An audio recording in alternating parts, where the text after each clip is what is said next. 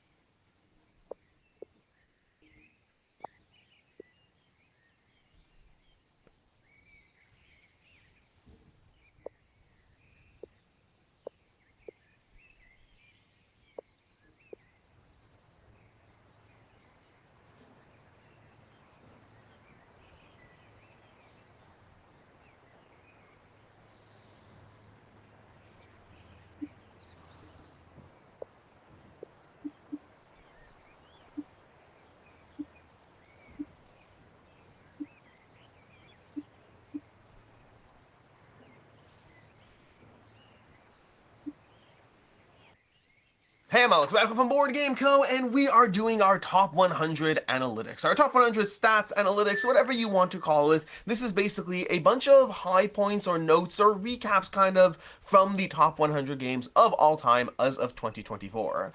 I did one of these last year. I'm doing one this year. I'll probably do ones next year as well. Someday I might actually do full breakdowns and stats once I have enough data built up. For right now, it's actually 5 years now. 5 years now that I've done a full top 100. I did a top 20 at the very beginning, like when I first started the channel, but it's been now 5 official years of doing a full top 100. At some point soon, we'll start doing full stat breakdowns, like I one time did for the full Dice Tower, although they also have like a whole bunch of people in there, which also made it more interesting to compare and contrast. Whereas one year I did it fully with Devin and Meg, and then Meg's otherwise joined for some of the top sections the past 2 years, which means I'm kind of working with my own data to go off of. That said, the more data I have, the more interesting and visually delightful I can make this. For right now, you basically have me reading off a bunch of sheets of paper of various things that are, I don't know, interesting takeaways for me. Maybe you appreciate them, maybe not, but they're the interesting takeaways for me, and yes, these 10 specific games are actually, we're going to get to these 10 specific games in the very last section. And yes, you can cheat and look at the timestamps and see what they are. With that said, let's start off with the first section. There are 21 games that have left my top 100 this year. 21 games that were in my top 100 last year, and they left. They're gone. And specifically, from those 21 that left, 11 of them were one-hit wonders. I mean, they might come back in the future, that can happen, but at least 11 of those for right now were one-hit wonders, some of which are actually gone from my collection. I think 2 of which are gone from my collection, and the other 9 are still in, and I still think highly of them, and some of them I could see going up, back up. We'll talk about it as we go through them. But I'm going to go through them starting off from the very lowest, effectively, meaning I'm going to go through the least offensive ones, which effectively, so for example, Project Elite was number 100 last year. which doesn't make it that shocking that it dropped out. It's a one-hit wonder. It's only been in my top 100 once. It's a game that I really love, and I could see it being higher if I played it more. As it is, I play it very infrequently, and so I don't get to see the full, like, I have so much content for the game, but because I play it so infrequently, I just dive back in here or there. So that was a one-hit wonder. Acropolis coming in at 99 was another one-hit wonder. Again, no surprises there. When you're talking about the top 10, like 90 through 100, it completely makes sense that things are going to shift in or out. From there, we have a bunch of games to go through before we hit the next one-hit wonder. We have The Great Wall at 98. Someone actually commented recently that, oh my gosh, The Great Wall is now in the top 100. And I'm like, well, yeah, but it was only ever 98 one time, like last year. So it's not that surprising that it dropped out. Still a great game. I still think it's fantastic. Under Falling Skies at 95, dropped out of the top 100. Parks 91. That one dropped out. That one's been here for a while, actually. In fact, what I should have done is should have taken a look to see if any of these have been here for all the years until now, because Parks might have been one that was there for a while. But Parks at 91 dropped to the top 100. Again, still great. These are all great games. So far, every Acropolis I don't think would hit the top 100 again, although the expansion could change that. Expansions might change things. The other four so far, Parks, Under Falling Skies, Great Wall, Project Elite, those I can see all bumping back up.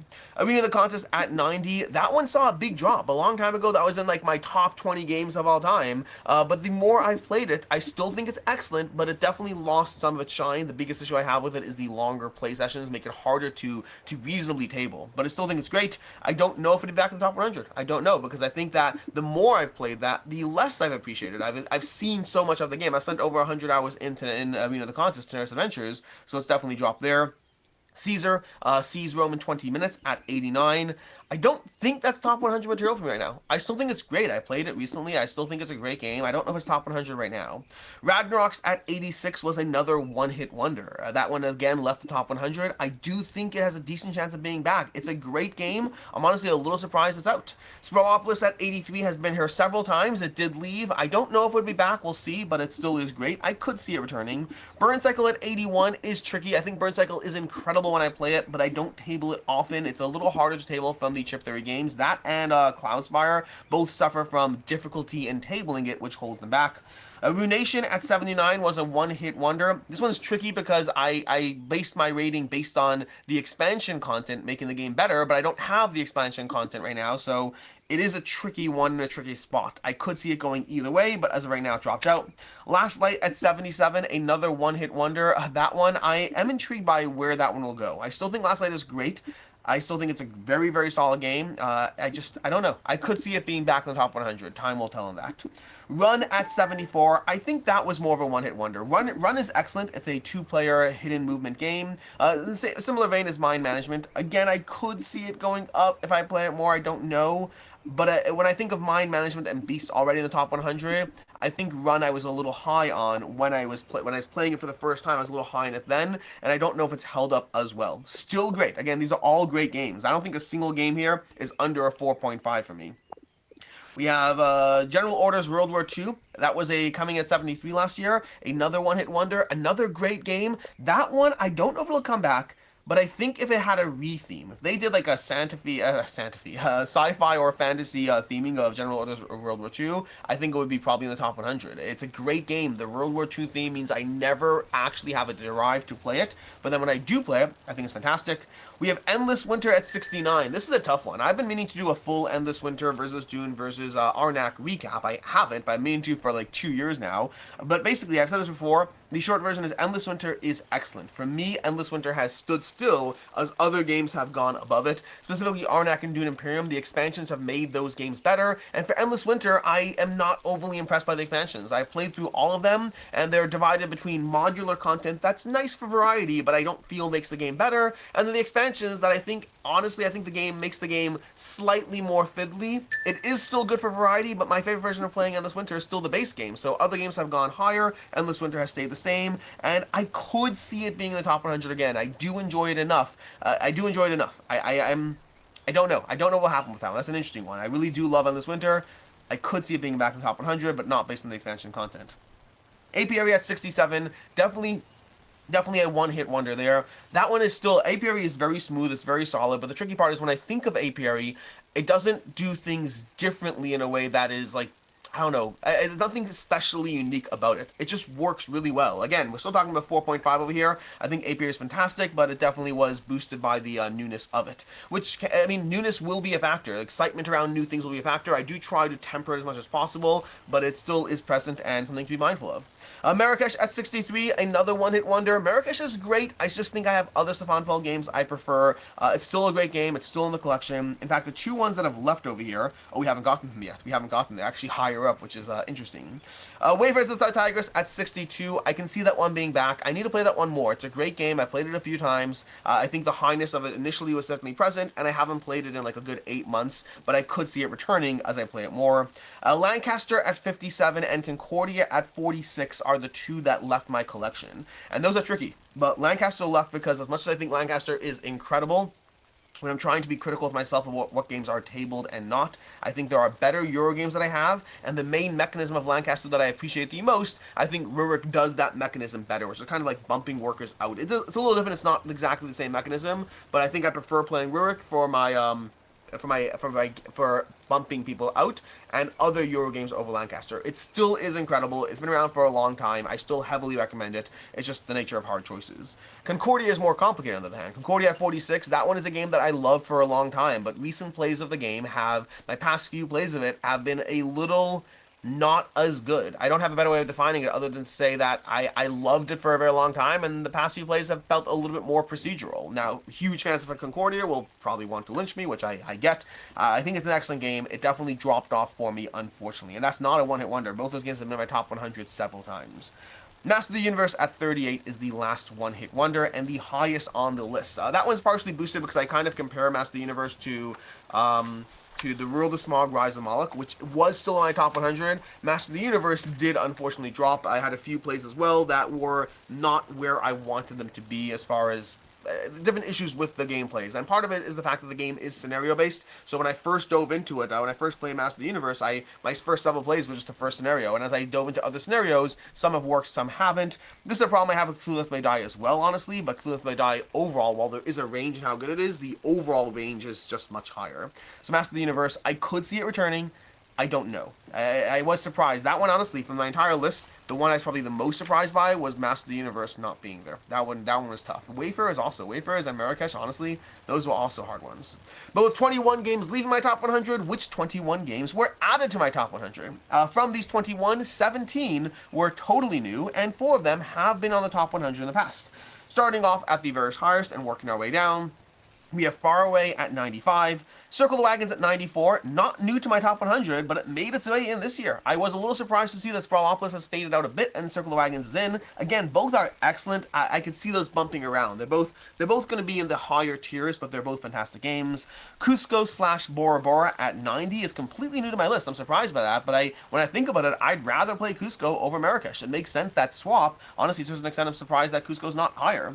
Le Havre at 88 is also not new to my top 100. It's been in and out, but it's currently at 88. Canvas at 85, Agamonia at 84. Those are both new to the top 100 and well-deserved. If anything, I think Agamonia has a decent chance of being even higher next year. Bunny Kingdoms at 82 was not in my top 100 last year, but is not new to the list in general, as well as Raja of the Ganges at 79 as well is not new to the top 100, but it's new this year, meaning last year wasn't here, but it's not new to the top 100. So Circle the Wagons, Le Havre, Bunny Kingdoms, and Rajas are the 4 that are not new, but are back in this year. That's what I'm saying. Things shift in and out sometimes, especially the higher ranges. Cat in the Box at 77, Harmonies at 76. Cat in the Box, I'm a little surprised to see that high, but it's a great game. I love playing it, and Harmonies is new. It's a new game. Skyrise at 71 is incredible. お取り寄せグルメはこだわり勢ぞろい楽天市場のお取り寄せ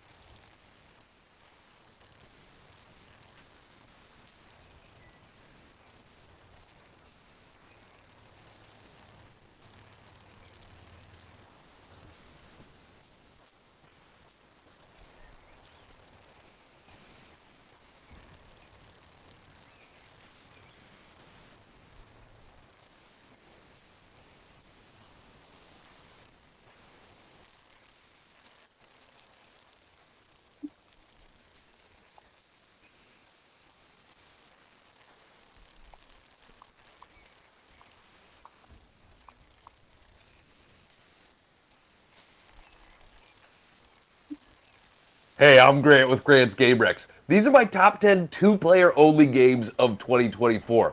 It is hard to get people together to play board games. Life gets in the way all the time, so it's nice to have two-player games that you can play with a partner or a roommate or somebody like that.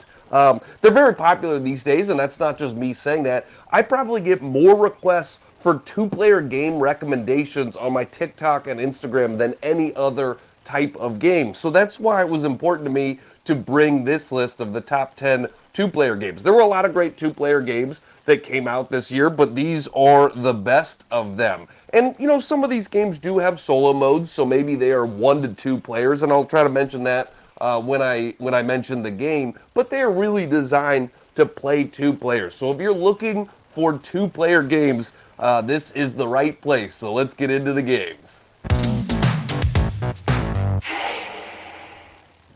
In number 10, I have Confusing Lands. This is a very small box pocket purse game from Envy Board Games, and this one does have a solo mode, plays 1 to 2 players.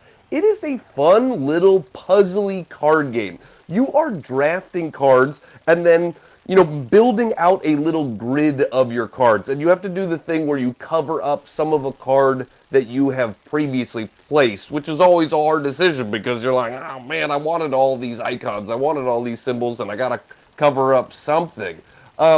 It's a surprisingly thinky game that plays in like 10 to 15 minutes. You know, there's some real interesting choices. One of the most interesting choices is that you can draft cards and play them for their scoring ability, but every scoring card you have starts with negative 10 points. Just taking a scoring card gets you negative 10 points. So you better make sure that scoring card is scoring you more than 10 points, or else otherwise it's a bad move. And so you're constantly thinking about how you can score what you're getting and how many of those you should take. And stuff like that. And again, this is a game that fits into your pocket or your purse or that sort of stuff. So if you want just like a little card game, a puzzly tile laying, it feels like tile laying because of the way you're putting cards down, even though you're just playing cards. It's a fun little game. There is some, you know, heavy iconography in the game, and so, you know, the first couple plays, you'll probably be in the rule book, just like, what does this icon mean? What does this symbology mean? But once you've played it a few times, you'll pick that up, and then it's not too hard. So, yeah, if you're looking for a little small box puzzly two-player game, check out Confusing Lands. Number 9 for me is Jekyll and Hyde versus Scotland Yard. This is from 25th Century Games and Mandu Games. This is actually a sort of updated version of Jekyll versus Hyde that came out 2 or 3 years ago. This is a trick-taking game. The first version of the game was a head-to-head trick-taking game, and now this is a cooperative trick-taking game meant for 2 players where you are playing as one person is playing as Jekyll, one person is playing as Hyde, and you're playing against Scotland Yard. So instead of Jekyll versus Hyde, this is now a cooperative experience where you're trying to evade and elude Scotland Yard. The way it plays is there are sort of 10 different scenarios in the box, starting from easy and then getting to very difficult, and each of the scenarios along the way introduces some new rules, some new mechanisms, some new challenges, that sort of stuff. And you can play any of them individually, or you can play them as a campaign, sort of ramping it up throughout the experience. It feels more difficult than the original Jekyll versus Hyde. Like, there's some real challenges here because you are basically, in the original Jekyll and Hyde, you were trying to either win a bunch of tricks or win a sort of even amount of tricks based on who you were playing as. And in this one, you're trying to time out winning tricks. Like, you need to win exactly 5 tricks, you know, before the end of this round sort of thing. And so it is definitely very thinky in how you are doing that, how you are sort of like, what do I need to lose? What do I need to win? That sort of stuff. But if you like trick-taking, there's not that many trick-taking games that work well for 2 players, and there's even fewer trick-taking cooperative games that work for 2 players. So if you want that sort of a thing, check out Jekyll and Hyde versus Scotland Yard. Number 8 on my list of top 10 two-player games is King of Tokyo Duel. This is probably my favorite game in the King of Tokyo series, partly because a lot of these, there's been a lot of these duel versions recently, you know, Splendor Duel and other things that I'm thinking of, where one of the things that the dual version does that I like better than the original version is it adds multiple paths to victory. So in King of Tokyo Duel, you can win by rolling dice and knocking out your opponent, knocking their health to 0. That's always been a way to win in King of Tokyo. But now there are these 2 tracks on a board in the center of the play area, and you are moving these markers on the tracks up or down. And if you can get one of them all the way to your victory zone, you win. Or if you can get both of them to your spotlight zone on your side, you can win. So this real tug of war, this real push and pull, I feel like it adds a little bit more decision-making space, a little bit more strategy to the game King of Tokyo. Yes, it is still sort of Yahtzee dice rolling. Yes, there is luck involved in rolling the dice. But now there's different ways you can go based on your character and your asymmetric ability and the cards that you're getting and stuff. You might shift strategies mid-game. You might double down on one thing. I like those choices and the way you can sort of shift your strategy in King of Tokyo. And it still has a lot of the same things you know and love with King of Tokyo, right? There is the big chunky dice you're rolling. There are the cool characters with great art, all these different characters you can play as. There is using lightning to buy upgrade cards, and those upgrade cards get you really cool special abilities throughout the game. All of that sort of stuff maintains from King of Tokyo. I just like the different paths to victory that exist in this dual version. Number 7 is Compile from Greater Than Games. If you like the game Air, Land, and Sea, this is almost like cyberpunk Air, Land, and Sea. You are going to be fighting for control of 3 different areas. I forget the actual term for them in the game, but there are 3 different things you are fighting for control of, and the first person to do that wins the game. And so this is another small box card game, plays in 20 minutes sort of thing. So I like that it's an easy, accessible game in that way. Another one you can sort of throw in a bag and take anywhere. It maintains the same thing that like Air, Land, and Sea does, where you can play a card face up, and that gets you a cool special ability and a power that's going towards that area. Or you can also play cards face down and then flip them up at different times and sort of reveal their power or reveal their strength and stuff like that. It's a really fun system of being able to play some cards face down, some cards face up. The difference here with a game, between this game and something like Air, Land, and Sea, is you are drafting faction decks at the start of the game. There are a ton of different faction decks, and all of those faction decks have different play styles, different strengths and weaknesses. So that's some of the real fun of the game, is how do you combo these different decks together? How do I make this deck work with this deck? That's some of the replayability too, of like figuring out different combos and stuff like that. And, it means that there's going to be probably a lot more content added to Compile over the years, because all you have to do is add new faction decks, and it changes up the gameplay a lot because there's different stuff to explore, different combos to explore, different special abilities to explore, all that sort of stuff. So if you like head-to-head card games, this is definitely very head-to-head. So check out Compile. Number 6 on my list is the game Kyperium from Whitewater Castle and Dragon Egg Games.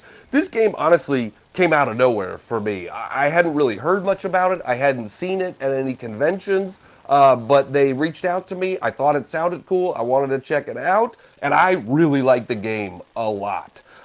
You are playing as rival corporations mining this planet and sort of racing to the top of the track. Honestly, it's a race game at its core, but there's a lot of worker placement, a lot of tableau building, along the way, but all of it is in service of racing to the top of this track, and whoever gets to the top of this track first wins. And so what you are doing, you are playing cards down in front of you in your grid area, and you can only play cards on your side. And every card is going to get you a special ability when you play it, and it's also going to have different colors in the corners, and you're trying to create synergies with other cards. Oh, this one has a yellow corner up here, and then I'm going to put this yellow corner with that one, and now there's a synergy, and I can get a bonus later in the game for that sort of stuff. So you're playing cards for those special abilities. But all of the cards also come with worker placement spots on them. However, you can never put your own workers on your own worker placement spots. You are putting them on your opponent's worker placement spots, which makes for a really interesting strategy and decision, because I really want to play this card for a special ability, but it gets you a super good worker placement spot. So do I actually want to do that right now? Do I want to allow you to put a worker here and get some cool benefits and stuff? And so on your turn, you're either playing cards or you're playing worker placements stuff, or you're recalling your workers, and then you get the abilities, the actions, the benefits of every spot you pull back from. And so every turn is really quick. Every turn is playing a card, placing a worker, pulling the workers back. That's it. But there's just some really interesting sort of head-to-head strategy here with how you want to play your cards, how you want to upgrade your stuff versus the benefits you want to give your opponents. So if you like worker placement, if you like sort of tableau, building comboing cards together, if you like racing games, Kyperium has all of that, and it kind of came out of nowhere for me, and it's a great game. Number 5 is Kelp Shark versus Octopus. This is from Wonderbow Games. This is a two-player asymmetric game, and it's asymmetric in all the ways that you think of that. It's not just player powers. Both of the characters have different win conditions. Both of them have different play styles. Both of them have different mechanisms. You're going to be doing very different stuff whether you are playing as the octopus or the shark. So the octopus is essentially doing some deck building. They're getting new cards into their hand, and they're using their deck to do some sort of hidden movement, almost shell game sort of stuff. You are represented by a tile that is on the board, and all of the tiles are up, so the shark player can't see what it is. And some of them are simply just shells, and one of them is an octopus, and some of them are traps where you can get the shark, and so you are sort of swapping, moving around, doing different stuff, trying to evade the shark. And as the octopus, you can either win by just staying alive until the shark gets exhausted, or you can win by eating 4 foods. You can get these food tiles out onto the board and go eat them, and that is one of the ways to win.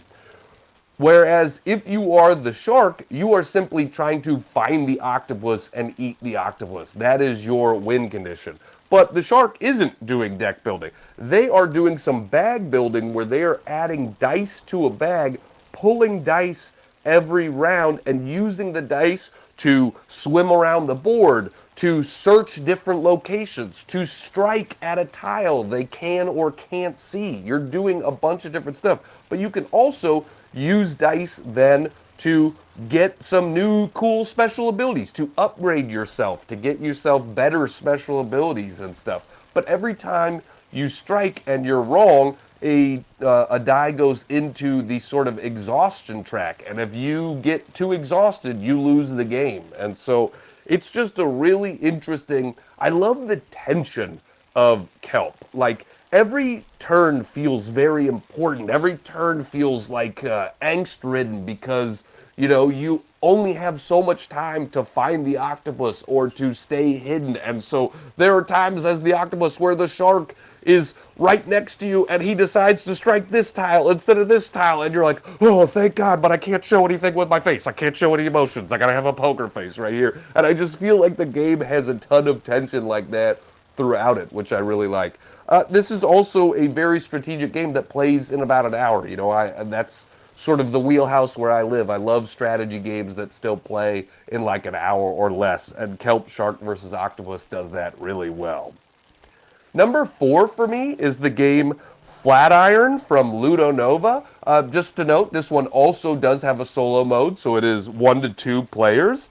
Flatiron, I love worker placement games, and I love engine building games, and Flatiron combines the two in a really interesting way. This is another one of those games too that like strategy game plays in an hour or less, which is great. In Flatiron, you are moving your workers around the Flatiron building. Thematically, this is about building the Flatiron building, the famous New York City skyline building that's kind of like a big triangle. And so you are moving your workers around the building and stopping at various spots. And when you are in a spot, you can either buy a building associated, or buy a card, I should say, associated with that spot, and then you add the card to your little tableau area, or you can sort of fire off that location, and that location will be associated with one of 4 spots on your tableau board. And so, oh, I'm on Broadway, I can either buy a Broadway card and add it to my Broadway engine, or I could just run my Broadway engine, and I've got 4 abilities to do boom, boom, boom, boom, because I've bought cards for Broadway before this. And so firing off an engine like that constantly throughout the game is just really satisfying, where you're like, every time I go to Broadway, I'm doing great. You know, I get money, I get columns, I get pillars. And then you are building levels to the Flatiron building. So there is a fun table presence element to the game as well. There is a sort of 3-dimensional aspect to the game where you're like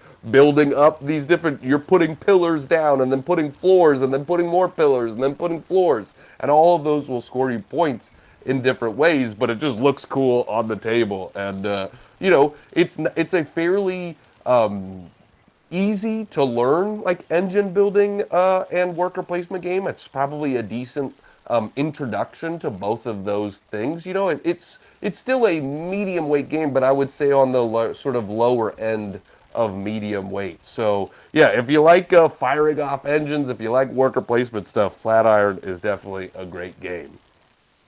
Number 3 on my list is the game Tether from How to Steam Broccoli.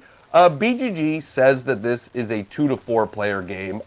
Maybe even the rulebook says that it's a 2 to 4 player game. It's not. It is a 2-player head-to-head card game. Don't listen to those other stuff. I'm telling you, this is a 2-player only game. And what a unique and interesting 2-player game it is. This is one of the most different, unique, original 2-player card games I've ever played.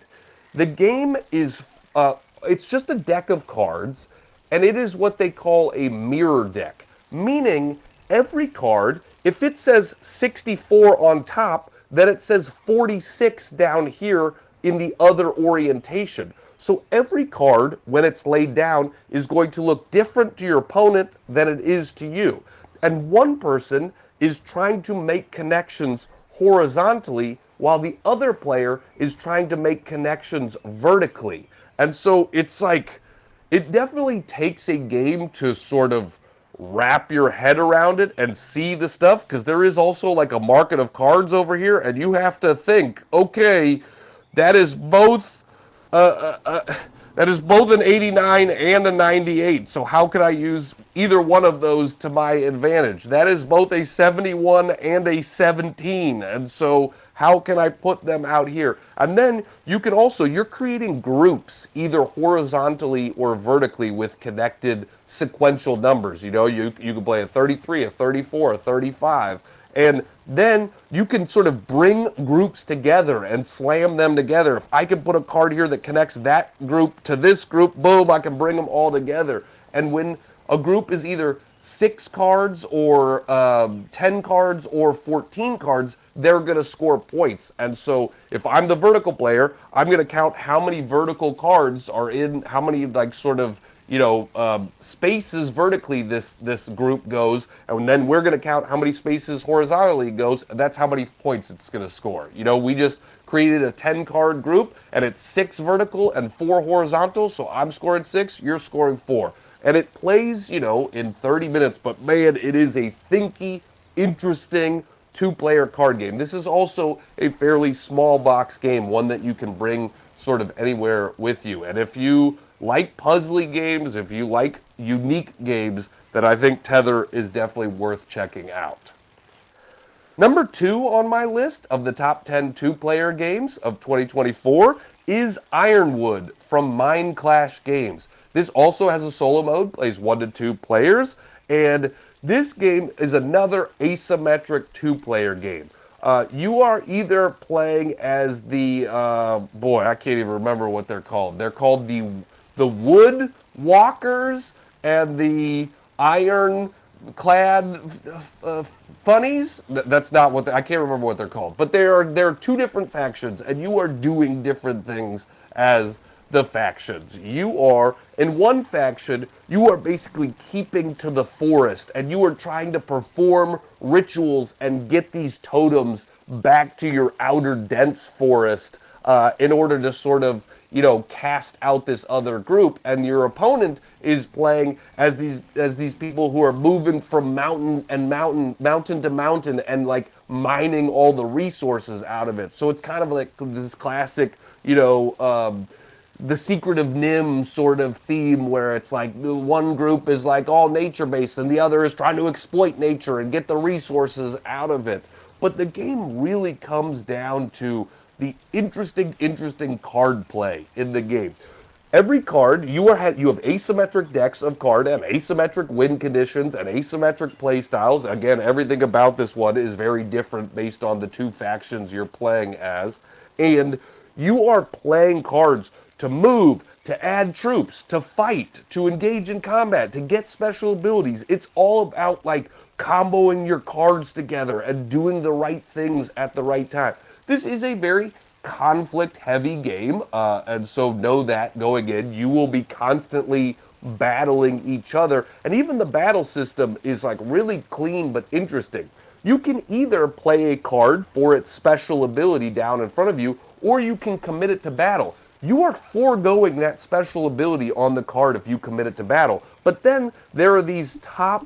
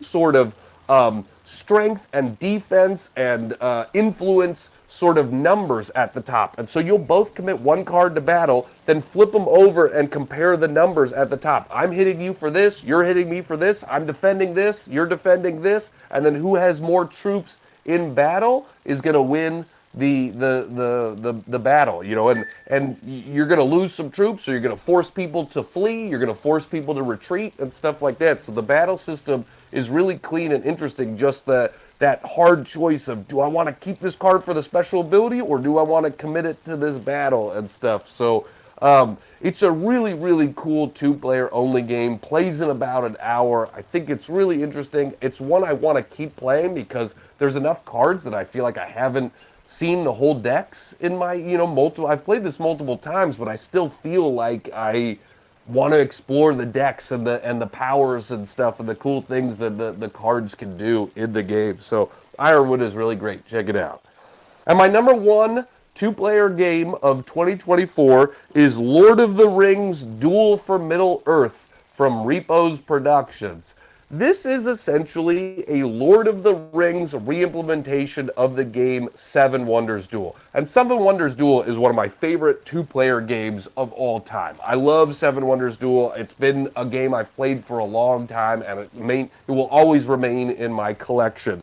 Lord of the Rings Duel for Middle-earth does some of the stuff does a lot of the stuff that Seven Wonders Duel does, but does it maybe in a cooler way because of the theme. This is a theme that I like, but I have played this game with other people that have never seen the Lord of the Rings movies and still really love this game and maybe even like it better than Seven Wonders Duel. So you don't have to love the IP to love this, because there is some thematic elements that make the mechanisms almost a little bit more accessible in this version. For instance, in Seven Wonders Duel, there's a military track, and you are just sort of going back and forth in a tug of war on the military track. It's cool, it works, but there's not a lot of theme to it. Well, in in this Lord of the Rings duel, there is now a board with different lands, and you are moving troops from land to land and engaging in combat. So the war feels more thematic here. It feels more sort of tangible and accessible because there's a map and there's troops and there's combat and there's battle.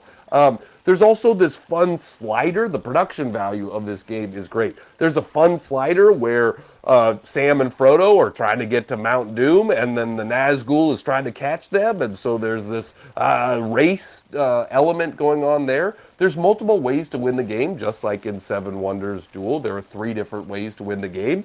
There's a really interesting card drafting system too. So, the game is so much about what cards you're drafting, what you're comboing together, how you're getting special benefits. I love the multiple ways to win the game because it keeps the game different every time. I have won and lost via different paths all the time I've played this game. And so, yeah, it's a really, really good two-player game. If you're looking for a two-player game, I can't recommend it highly enough. It's another one of those very strategic games that plays in an hour or less. Usually less. If you're playing it in an hour, you're taking a while.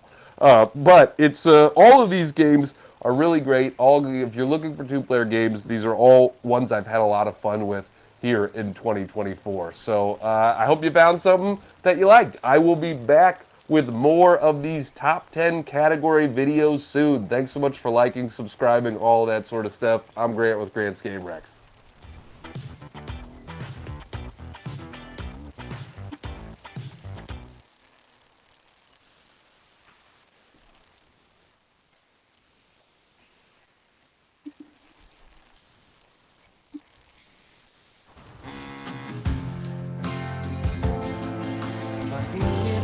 Dust and decay, a spark of hope finds its way. And would it feel to see your smile right now? She's the Can you pull your door, please? Thank you.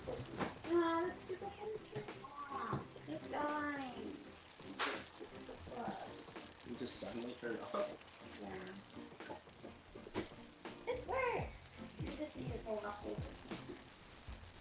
All right, Jack. Do you have a list? Yep. Am I blending with the background? Am I a floating head? Oh well. I will. It's been a while. It's been a while since I could hold my head up high. It's been a while. I don't know the rest of the words. It's been 1 week since you looked at It's me. been longer than that. 3 hands up in the air. It's crazy. 5 days since I laughed at you. We just recycle songs. There's got to be another song. We have never sung that on here. We have. No, we haven't. Yes, because I remember saying, Chickadee China, the Chinese chicken. You have a drumstick in your brain, stop ticking. Watch the next balls when the lights We need on. just like a list of songs. Can you guys tell us some songs that you would like to hear us sing for you? Please? Hello everyone and welcome back to Buster the Meatball, a channel all about Board games. and Board gamey things. exactly. We are here today to do a top 10 list. And this time we're doing an actual, what are you looking at? There's something on the screen. It's us. Yeah. Oh. That's you and me. This time we are doing an actual top 10, which we have not done since probably the beginning of the year. As in, Jack's got 10, I've got 10, and they are ranked. These are based on our favorites, We can do it. not just recommendations. Let's do it. Let's do it. Do you have honorable mentions? Did we say what we're doing? Oh, no. Good point, Jackie. We are going to be doing our top 10 two-player games. Games at 2 players. Jeff and I probably, for far too long this morning, went back and forth about understanding what we were doing because I understood, but he didn't understand. This is not Yeah, whose fault two-player. is that? This is not two-player only games. We actually did this list pretty much almost like a year ago, exactly-ish. I don't remember, it might not be exactly, but a year ago, where we talked about our favorite two-player games. So games that play well at 2 players, not Yeah. two-player only. There's some 2-player only Oh, games on for online. sure. So that's it, you know, because Jeff and I are 2 people, 1, 2, and we primarily play at 2. 2. These games are games that we enjoy playing at 2. 2, 1, 2. That's us. I don't know why you keep doing this. You Oh, re- that's weird. Thanks, it's new. I've never worn it, and it's got hairs on it. Yeah, that's. I'll pick 2 honorable mentions. Do you have 2 honorable mentions? Yes, I have one for sure, so we can kind of go. So we're gonna give you 2 honorable mentions and then go into our list from 10 to 1, and these are ranked based on our favorites. Our favorites. It's always good just to give a reminder. My first honorable mention is going to be Niroshima Hex from Portal Games. So the reason this didn't end up making it on our top 10 list is because I just feel like I need to play it more. And we have like literally every expansion character and I want to play more with those expansions. But this is a like, I don't even know how to explain it. It's kind of like a head-to-head, like you have a team, I have a team. Skirmish game. We're fighting, you know? Yeah. I didn't include this on my list for the same reason. I just haven't played it enough. But I loved our 1 or 2 plays in it. My first honorable mention, and it's an honorable mention because of, I think, the barrier to entry for it, Android Netrunner. Oh, yeah. So Android Netrunner is a card dueling game where one person is playing as corporation, the other is playing as the hacker, essentially. The hacker is trying to infiltrate the corporation is trying to expose the hacker. It's a LCG, so you can kind of make your own decks. I really, really enjoy Android Netrunner, but I didn't include it on the list because it is not easy to get into, and I think a lot of people would fumble through the rule set because it's so thematic. It's one of the best 2-player games out there. My other honorable mention that I will bring up is going to be The Shores of Tripoli from Fort Circle Games, I think it's called. Is that on your list? This one, for me, is just another case of I think I would like to play it more before I determine whether or not it is on my top 10. But we played it. We had a great time playing it. I want to play it more. My next honorable mention is a game A game, not on this list. called The Initiative. Some people might be like, what? The Initiative, 2-player. What? I'm going to caveat this quickly with the fact that I prefer to play co-op games with just Jamie and I. Yeah, because So, just one. but The Initiative is one that if you are a couple and you're looking to like get like a significant other into board games, that is one to check out. It's so cute. It's so thematic and fun to read the stories and solve the puzzles together. What are you laughing at? I only laugh at you because of this. This is like your thing. I love it. I think it's really fun. I like to play it. Get 2 players. Before we get into our top 10, we would like to let you know that this video has been sponsored by the World Series of Wargaming, which is going to be having its second event in September of 2023, September 24th to the 28th at Bally's Casino in Las Vegas. Vegas, baby. Vegas, baby? You know us? We went to Vegas once. Yeah. For anybody who hasn't heard of the World Series of Wargaming, they had their first event this past year, and it was a huge success. It is an opportunity for people to go and play in different tournaments of different board games to see if you're the best. You know, if you think, hey, I'm really good at this game, I want to throw my name in the hat and just see how it goes, you can definitely do that and just have a little bit of fun. So there are 16 different games that you can compete in, and every winner of each game receives a custom World Series of Wargaming ring, which, I don't know if you knew this, is like cooler than the Super Bowl ring. It's cooler than the NBA. World Series of Poker. Yeah, it's cooler than any ring that you've ever seen. But can't you also go there and just play games? You can definitely just go and play games because they have an open gaming library. So if you want to go, just see your friends, play some games, you can definitely do that too. And the library, I believe, is donated from Dice Tower West, which is great. You have an opportunity to win a cash prize of $25,000 It's a lot of board games. American dollars. What? Yes, Oh, Jeff. American dollars. So there's also what they call Outer Ring tournaments. And these are other tournaments that you can enter just for fun. It's free entry, but you do have the opportunity to win some free entry or discounts to the following year of the event. So if this sounds like something that you are going to be interested in, I would start planning now. You've got so much time to plan for it. You got time to practice, you got time to enter. And if you are interested in purchasing tickets, we do have a couple of referral codes in the description below. Of course we do. You guys know that Jeff and I generally are competitive against each other. And so we thought we would make this a little bit of a competition. So we actually have 2 referral codes in our description. One is Foster the Jamie and one is Foster the Jeff. So if you want to go and you want to support us, if you are on Team Jamie, you can use the Foster the Jamie. If you're on Team Jeff, you can use Which Foster is much the more Jeff. likely. Probably it won't get used. If you want to throw one pity one to Jeff, that's fine. Wow. All of the information is going to be in the description for you, but you can check out wsegvegas.com, use one of our referral codes, and sign up, and hopefully we might see you there. Maybe. Maybe. Okay, let's get into the list. All right, so number 10. Jeffrey, would you like to start with your number 10? Sure. My number 10 is a cooperative game. And it's one we've played recently. And it is one that I'm super duper duper excited to play more of. And that is Stardew Valley. Oh, I almost put this on my list. Stardew Valley is one of the best. Okay, again, also caveat. I Jeff love loves Stardew Stardew Valley. Valley. This might be a biased pick. Yeah. But Stardew Valley is one of the best gaming experiences I've had this year. And it was just Jamie and I sitting at this table playing a game and trying to just Figure it complete goals. Yeah. And there's really nothing overly special about the game, I don't think. It's adorable. Stardew Valley is incredible. And if you love Stardew Valley video game, I think it's something you should check out. But I really, really enjoyed Stardew Valley. I really enjoyed playing it with you. It was really fun to figure out that puzzle and be in that world. That's probably a bit of a biased pick, but just how much I love Stardew Valley. My number 10, and I don't know if this is going to surprise you or not, but my number 10 is actually Undaunted Normandy. Okay.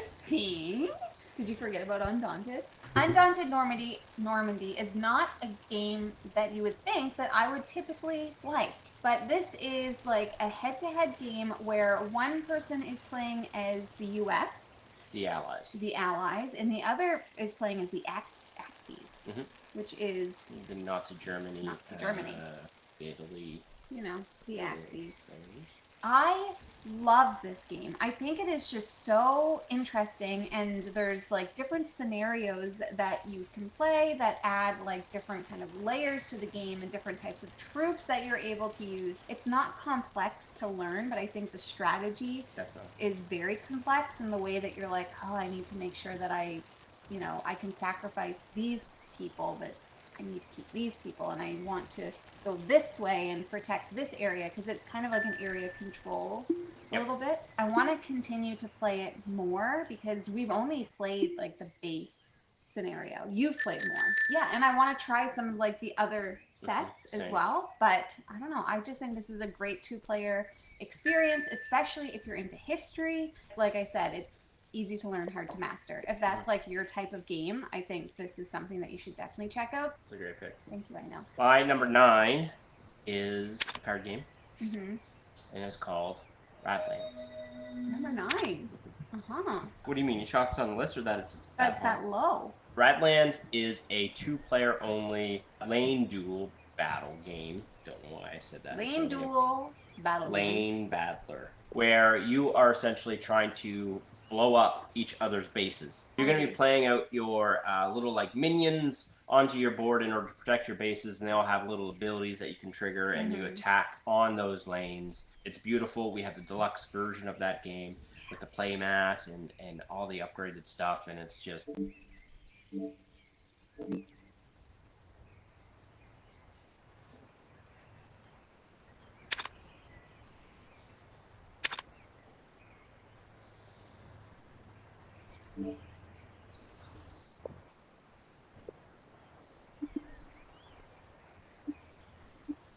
It's so good, and I now want to... Every time we do these, I'm like, oh man, I want to play it. I want to Yeah. pull these games out. You may hear about it later. I figured as much. My number 9 is a little two-player only game, card game, called Critters at War from Arcane Wonders. That doesn't surprise me. So You're very good at that game. I am very good at that game, which definitely helps my enjoyment. This is the same game as Air, Land, and Sea. So essentially, it's just a cute version of that game, but there are 3 theaters of war: air, land, and sea, even in the critter version. Essentially, you're trying to win the majority of 2 of the 3 theaters of war. The first person to have a certain amount of points wins. So you have a hand of cards, you're laying them out into the different lanes, and a lot of the cards have different abilities that will trigger, like maybe you're going to kill off somebody else's card on the other side or whatever they may be. And I just really like this game. It's small box, you can take it anywhere you go, you can play it anywhere, and easy to teach. And I don't know, I really like it. And it's really interesting because we had Air, Land, and Sea before, and I was like, it's fine. But then when we got Critters at War, I was like, this game is awesome. The artwork is incredible. The artwork, it's just so much better when it's cute. Okay. Okay. My number 8 is a game that's already been mentioned, and that is The Shores of Tripoli from Fort Circle Games. I knew it would be on your list. Shores of Tripoli is a 2-player only, somewhat like war game, where you are playing out what I would say are event cards. And all of those cards do certain actions for your faction. So you're basically playing as the US or the armies of Tripoli, I believe.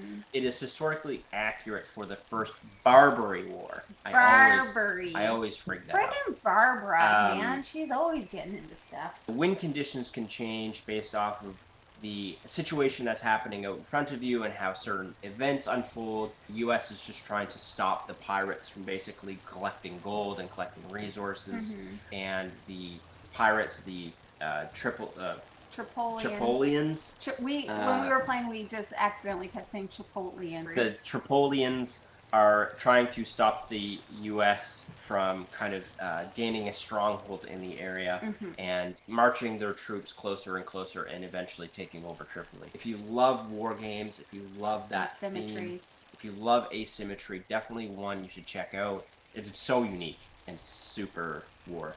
Super war. Super war. It's even more war than Critters at War. Very more war than Critters at War. A lot of these games have been war games.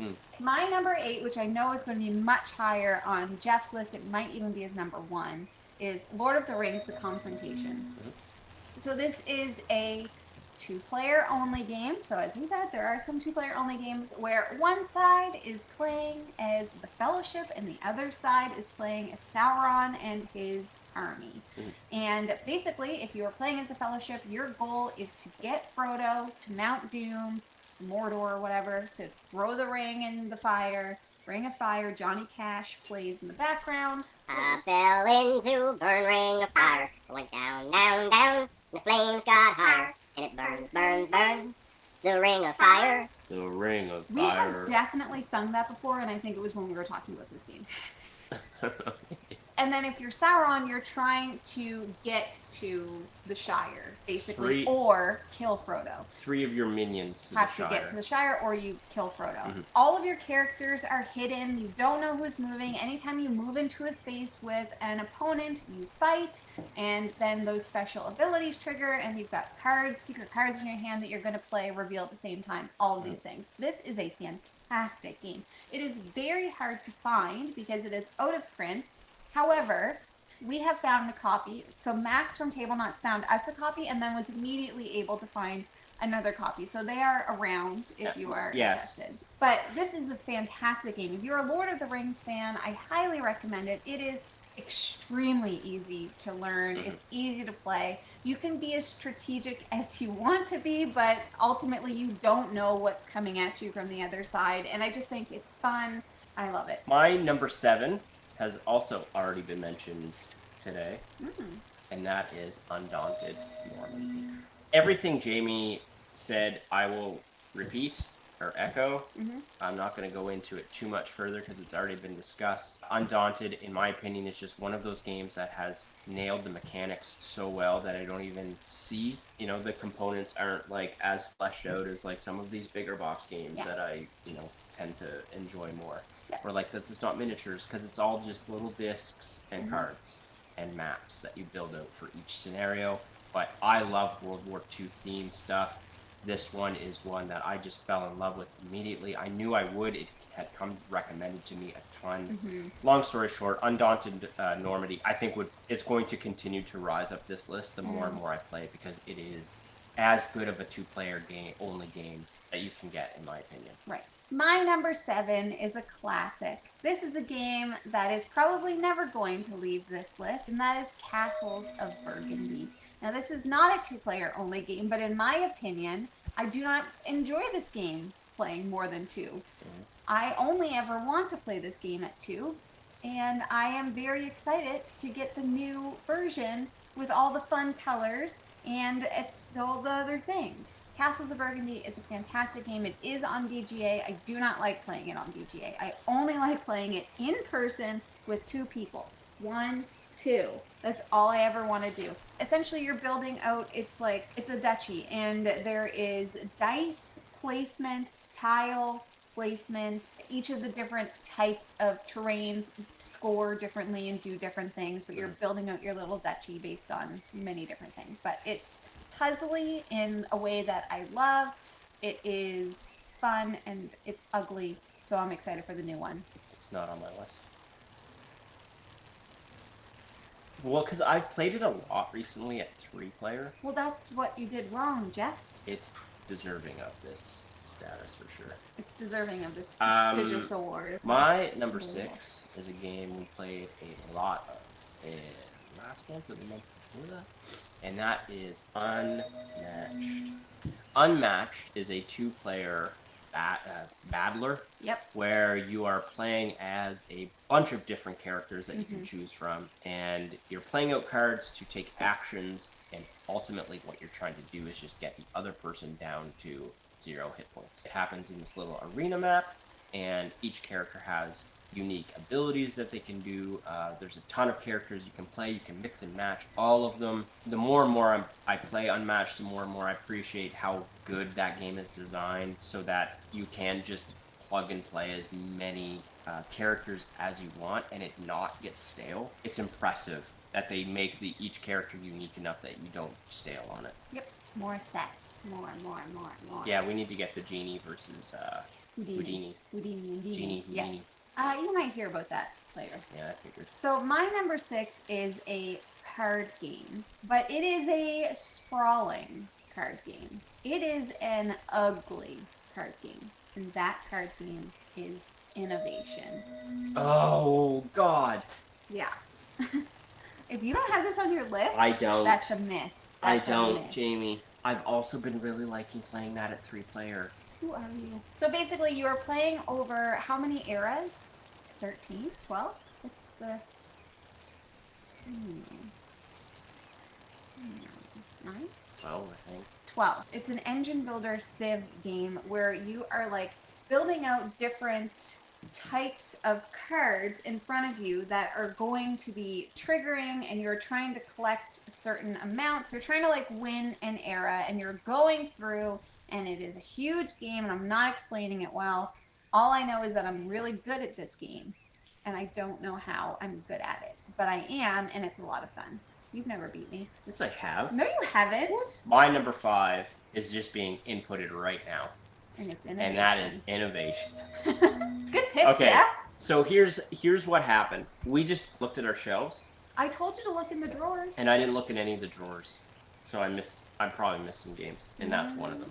So my number 5 is Innovation for the exact same reasons Jamie just mentioned. This is one of the most chaotic games I've ever played. It can be So swingy. It can be so swingy and in just all the ways that I love. I remember once I was playing a game with Max and Jash from Table Knots, and at one point in the game I pulled out like basically an atomic bomb card, and it just blew up the whole board. All the cards were gone. Everything was gone up until that point. We had basically started the game completely over. I love and that it was card. amazing. Mm-hmm.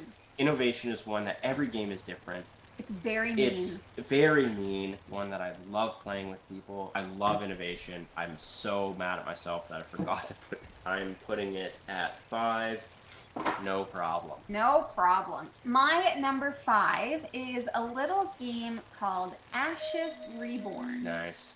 Now, this is a game that we were introduced to just this year, and it is both cards and dice. It's a head-to-head game where each person is playing as, like, you have a specific leader, and they have their own deck that has, like, some asymmetrical type. Phoenixborn, I think. Phoenixborn. Yeah, you have your own Phoenixborn, and then you have a deck with your allies and things like that, and you are rolling dice, and the dice have symbols, and the symbols allow you to do different things and trigger different things on your cards. Cast abilities. There are so many different characters, and there's going to be some characters within this that you're like, this is amazing, I'm so powerful and strong, and you're so weak and dumb. And then there's other characters where you play and you're just like, oh crap, like I need to figure out, like they all play differently, and this game is just, it's so much fun. You will see more something about this later. You've been asking all year, and all year It's coming. we've produced nothing, but it's coming. My number 4 is a pick. Jamie's going to just jump out of her seat and just jump for joy that I picked this game. Ready? Okay? My number 4 is a game called Agricola. Ugh, Jeff, I was actually ready to get really excited, and you just made me feel so disappointed in you. Agricola, in my opinion, plays so incredibly well at 2-player. I absolutely love it. It's so mean. The action selection gets so much more mean. And honestly, like, if I only could play Agricola at 2-player the rest of my life, I would be completely content with that. After you playing it. Yeah, that's the problem. Unfortunately, I can only play it with certain people. However, I did just buy my own copy because I said once we have a playing group, I'm going to buy Agricola because I'm going to show them all how amazing it is. Agricola at 4-player is amazing. Agricola at 3-player is amazing. But I think there's something special about Agricola at 2-player because it just becomes so much more tight, so much more mean. And that's what I love most about Agricola, is how mean it can be and how punishing it can be. And I just think at 2-player, it just oozes all of the goodness of Agricola. It's oozing something. My number 4 pick has already been mentioned, and that is Radlands from Roxley. The first time I saw this game, before I even played it, I knew I was going to love it. I love the way it looks. I love the way it plays. It is a game I've never won. No.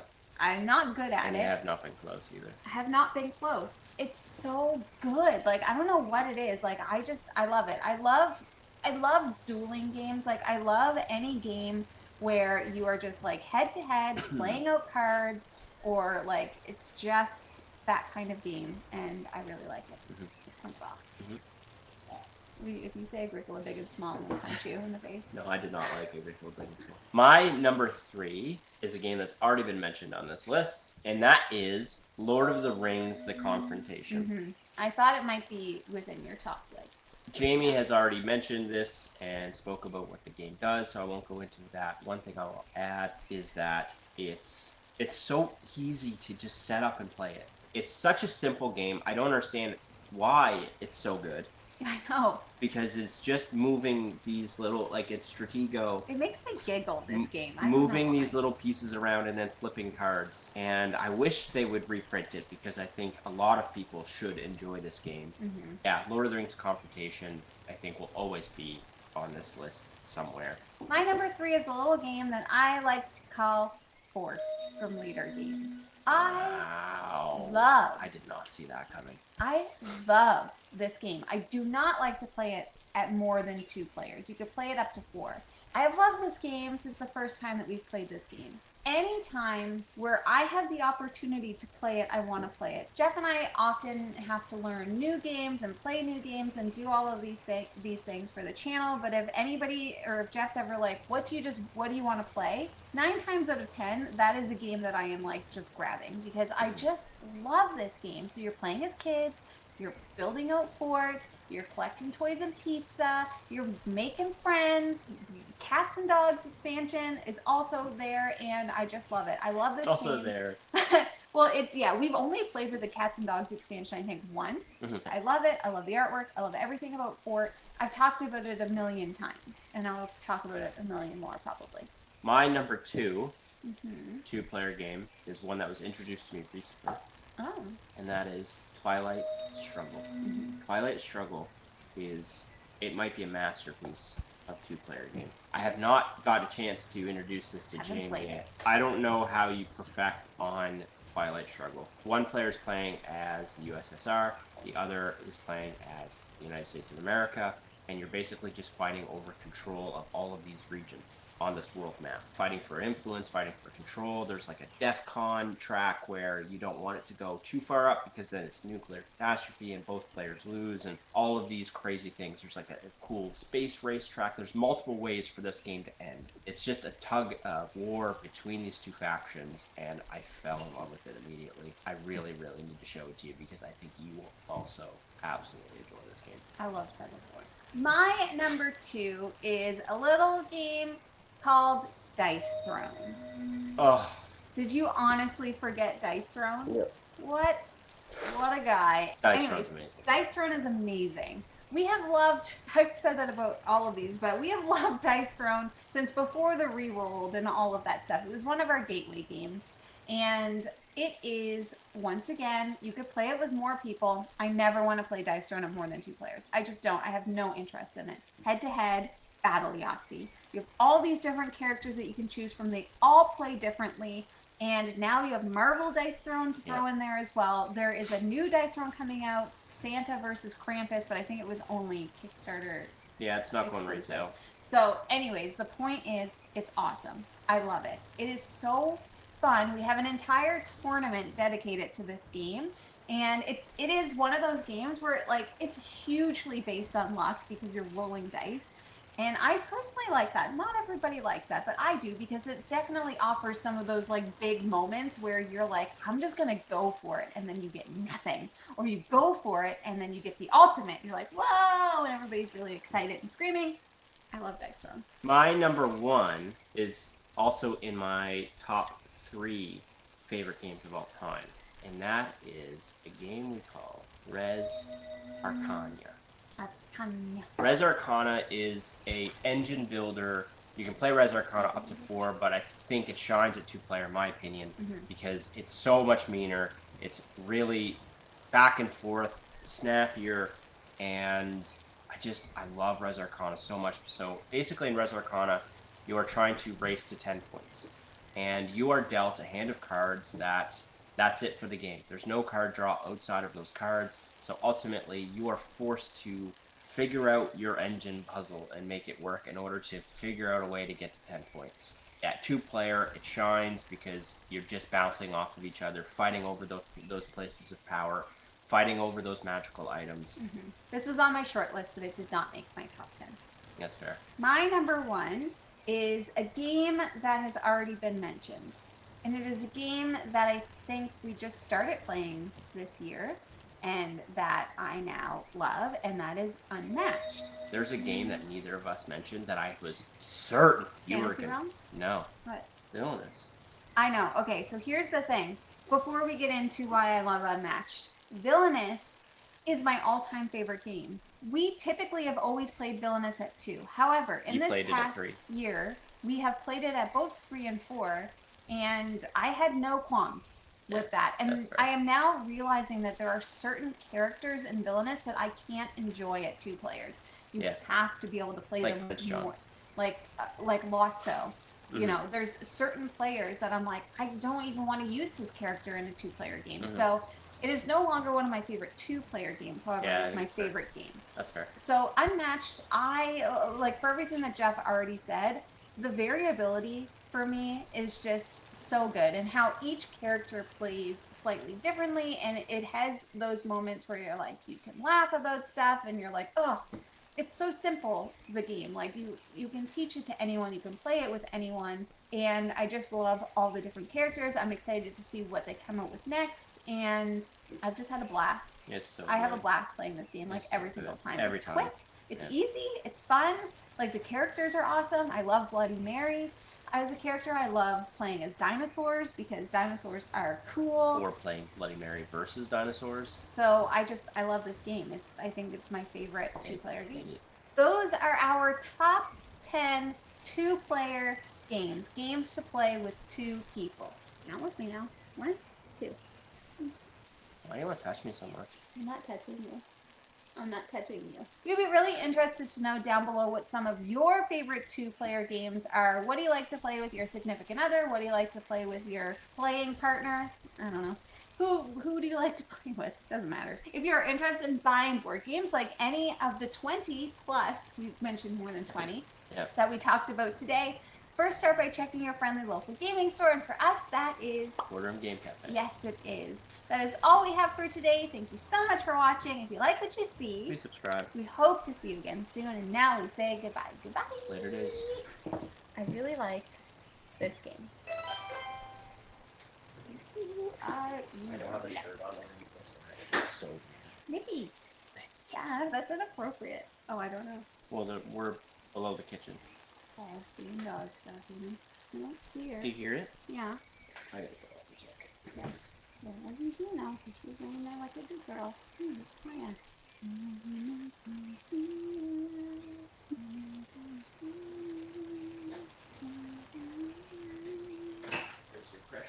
Look. Turn it off like that. Your place.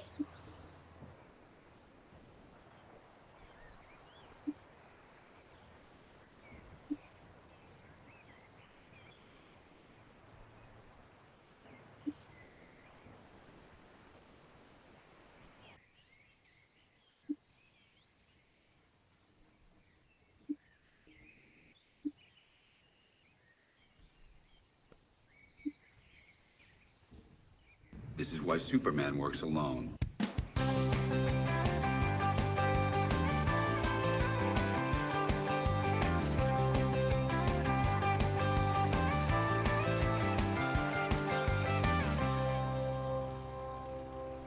Hi folks, welcome to the show. I'm Luke Hector and I'm the Broken Meeple. This is a show devoted to board games where I give reviews, top 10s, and always give my honest opinion regardless of the consequences that might befall me. We'll get on with the top 10 in just a second, but first I want to say a quick word from the sponsor of this channel.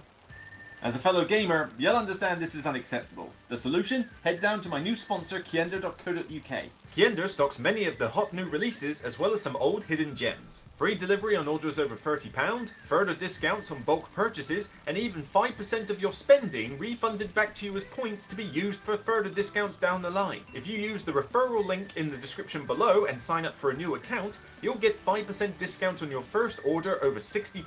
So let's make gaps in your collection a thing of the past. Get down to Kiender and start saving today. Thank you for listening. and enjoy the rest of the video. Get on with it. So tonight I'm doing my top 10 two-player advanced games. Finally, you were very patient with the casual and next step top 10 lists I did.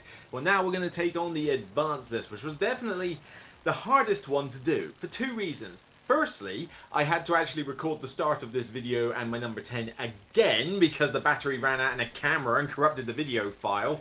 It's impossible to recover a .dat file these days.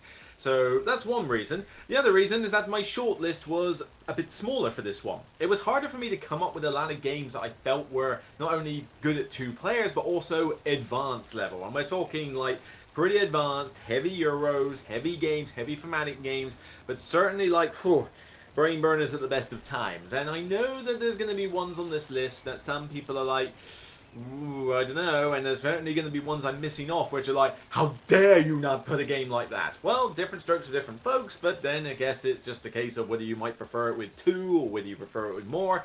That's going to happen, but hopefully the ones that I miss out on this list I will cover in the honourable mentions. If I still haven't mentioned your game, then by all means get it in the comments down below. But without further ado, I'm not going to spend too much time waffling because, well, this is the second time I'm recording this, so on with the show.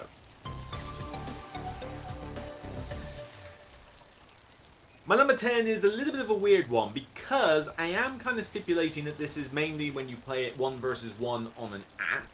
But also, if you want to get the physical version out, you can play it 1v1. I certainly don't like to play this game with 3 or 4, even if I'm including AI opponents, because, well, it takes a while. Yeah, there's a game I prefer to this one, but I'm happy to play it with any player count, so it's not on this list.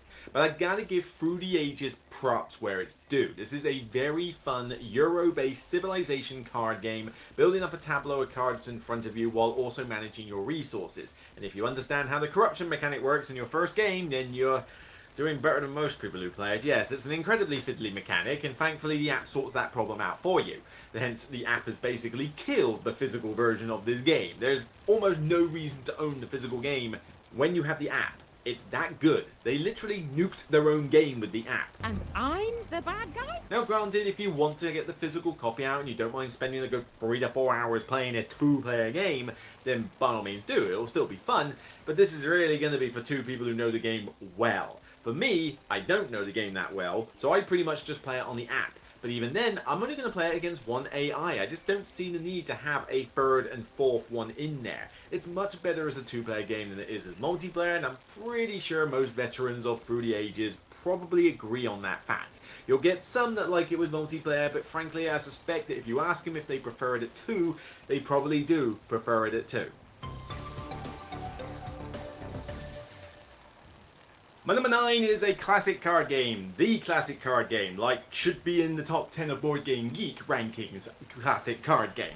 This one has kept most shots in the black by itself. It is that much of a phenomenon, going on strong that even after 30 years people are still playing this. Granted, the people who published this are doing a really bad job at marketing it, but still, credit where it's due, Magic the Gathering is still one of the best advanced two-player games out there. And yes, it's advanced. I'm sorry. You can buy a couple of starter decks, which is great, and that will probably maybe be more mid-weight level, but as soon as you start adding boosters and having to do your own collecting and deck building, yeah, come on, that's an advanced concept for many people. I mean, I actually prefer to just net deck, which is go onto these online sites and just go, we'll just have one spirit. But it seems to work really well. This is one of those games that is wonderfully thematic. With 2 players, refresh the rules, Arkham Horror. For my number 2, harvest all the sheep. A ton of things. So you've got this